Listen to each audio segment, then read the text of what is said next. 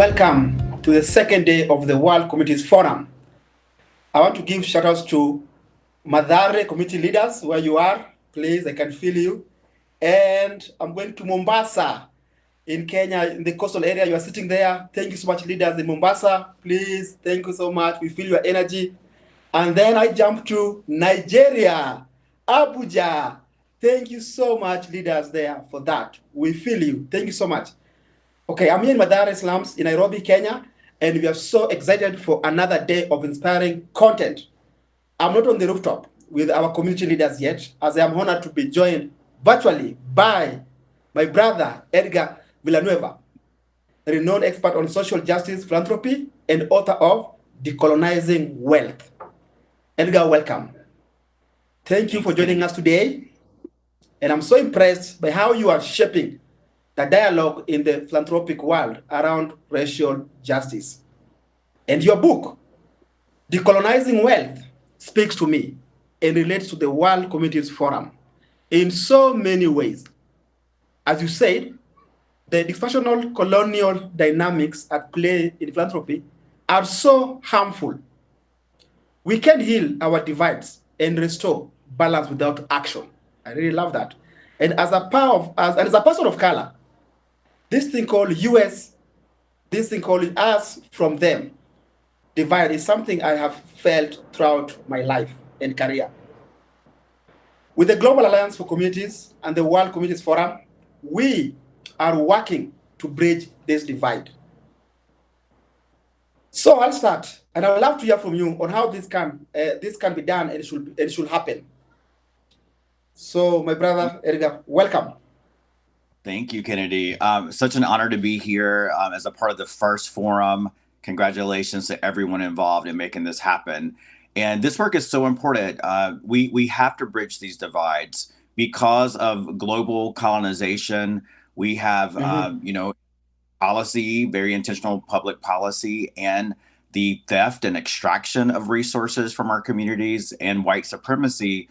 We do see there is a great who has resources, who doesn't have resources, who has power, who doesn't have power. And in order to achieve balance, we've got to bridge that divide. We've got to shift the power. We've got to shift the resources. We've got to shift representation, shift who's making decisions in order to really get to a place where all of us can thrive in our communities.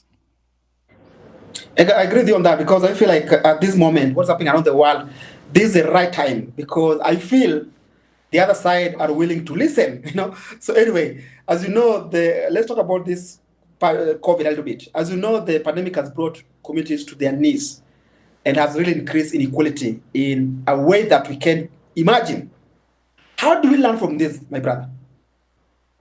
It is. I agree with you that people are listening in a way they haven't listened before, because if there's any silver lining in what has happened with this global pandemic is that everyone was impacted. We all felt the pain of, the inconvenience. We saw so much death in our communities. And for the first time in my lifetime, I felt like there was something really beautiful that came out of that. And that's a different type of solidarity I have never experienced.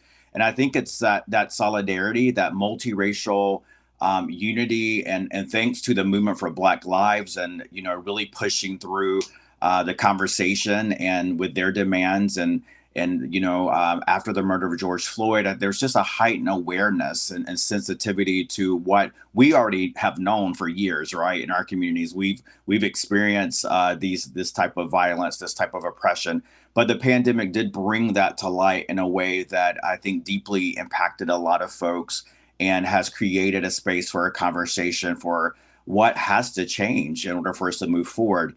I did see in the space of philanthropy a lot of changes that really inspire me, that make me hopeful that we can continue to shift resources and trust community, and to put folks in community, at the head of deciding how we, bring solutions to our communities in a self-determined way. More and more of that happened in 2020, and I hope that philanthropy does not revert back to the old way, but we keep moving forward in the right direction. Thanks so much. Really, that's so powerful. And as you said, I feel like the pandemic has really just been an eye opener. You know what I mean? To see the inequality that exists, so which we could never really see that before. And it's a high time for us to keep on really pushing and fighting for change, because it's the moment. So anyway, and I bring something else that you talked about, as you said, the approaching your, the thing you talk about, colonizing your wealth, colonizing wealth, which is one of the compassion thing you talk about, was the way, the native way is to bring the oppressor into the circle of healing. Man, that's so powerful. You to bring the oppressor in the circle of healing.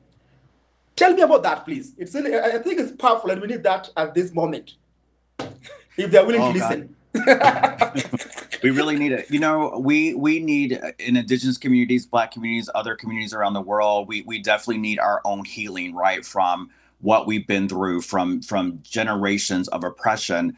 But violence, racial violence and oppression also impacts the oppressor, right? And the oppressor absolutely has to have their healing in order for these cycles of abuse to not continue.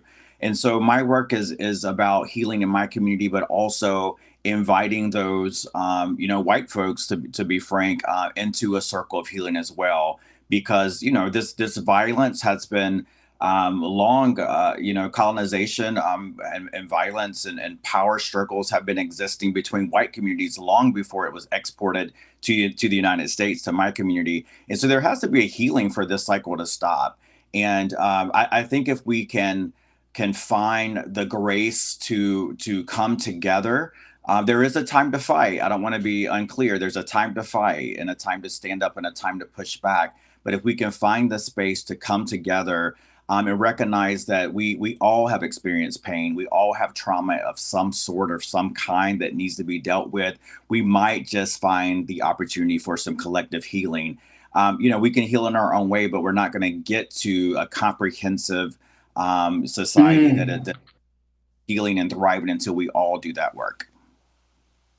I really agree with you on that, because if I start feeling what's happening around the world, and you see the idea of localization, and I think like even the big foundations that are really messed up a lot for not funding the locals, there's this moment of healing happening. And I really agree with you. I feel there's healing, there's reflection. People are reflecting. Community leaders in the slums, in the villages, they're also like, we have to heal, plus the leaders themselves. So I feel, yes, I think something's happening. So I really agree with you. There's a time to fight, the time to be like, you know what? We have to heal. If you heal and you heal, then we can have a collective healing. And that will bring the solution, which is impactful. So, brother, thank you so much, Edgar. Your voice and expertise are so inspiring and give us the energy to tackle hard questions together. So I love it. Thank you. Thank you. Okay. Now, wow, the healing. That was so powerful. There's a time to fight. There's a time to reflect and look for that healing. And I think we're in the moment of healing, and we're going to see change. So let's move into our day 2 programming, where we are going to show you my amazing community Madare. You'll see them soon, and they move into a conversation I was fortunate enough to have with Darren Walker and with Dr. Fala and Glenys, where we dig into how we create an equitable future together. This is a topic that is so important and cannot wait.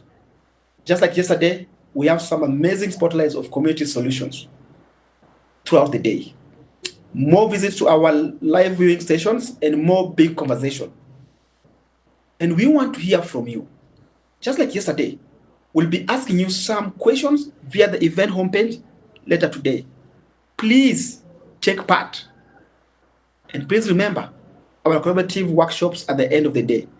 Yesterday we saw some inspiring outputs, and we like more today. We can enter through the chat at the end of the day.